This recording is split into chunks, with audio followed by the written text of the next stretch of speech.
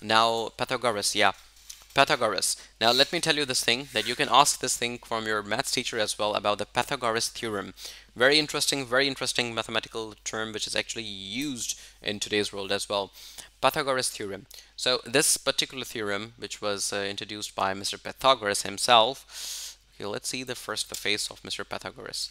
Okay, this was the face of Mr. Pythagoras. See, this is how he looked like, and this is something that he created, which is still used.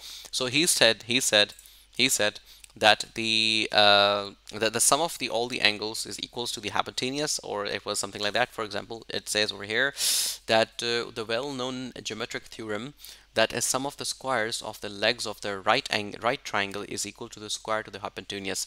Well, you can ask from your math teacher about it, and she can tell you even better about it, that how actually this is working. So this was actually a theorem about right angle triangles, okay, in which we have three sides: the base, the base, the perpendicular, and the hypotenuse. Okay. So see, these things are still being studied today, and you will be studying this in your higher classes, maybe in sixth class, or maybe in the higher class in 7 or 8, and definitely in the higher classes. Archimedes. Okay, we were discussing about the Archimedes as well. Now this is really interesting. Archimedes' principle is a principle of dynamic fluids and physics as well. So over here, Archimedes said that, for example, okay, this is the Mr. Archimedes over here. He said that if fill a glass of water, if you fill the glass of water, and if you try to put your hand inside, or cup 1 or 2 or 3 fingers inside, you will see the level of the water will rise. And if let's say, for example, if you put your complete hand in the water, so that there will be a significant rise in the water level, and that will actually come out. So what it said here, that if you apply a certain force, and if you try to put a certain object in the water, okay, then there is a force called buoyant force which actually acts upon that object and tries to push it up. Because remember, because see, whenever we try to keep something on water, because of the density, it either sinks or either floats. So when it is floating, so at that time the density of that particular object is very lower, of course, and the buoyant force is being applied as well if it's heavier. And because of this particular discovery, this particular principle, today's ships are floating on the water. Okay, and because you might have seen these big ships, let's say cruise ships or tankers, which are carrying let's say a lot of oil tankers, or it could be transportation tankers which are carrying container tankers. So how are they floating on the water? So this principle was actually helped scientists to actually understand that how ships are able to float on the water, why they aren't sinking.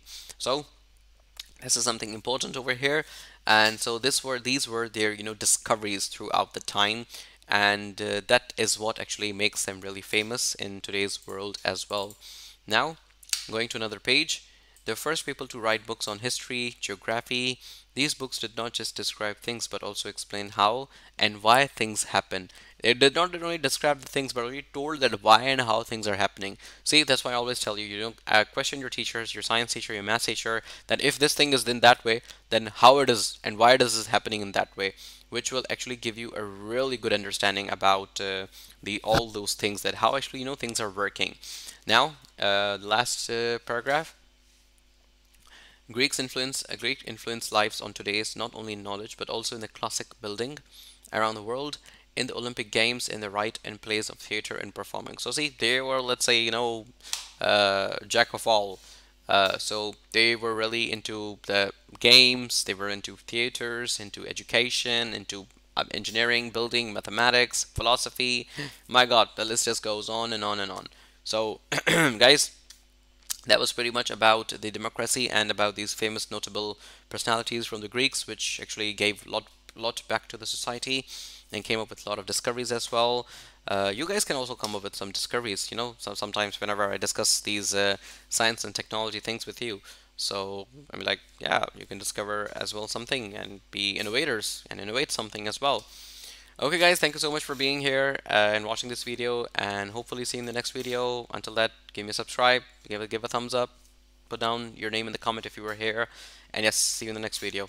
Thank you so much. Assalamu alaikum.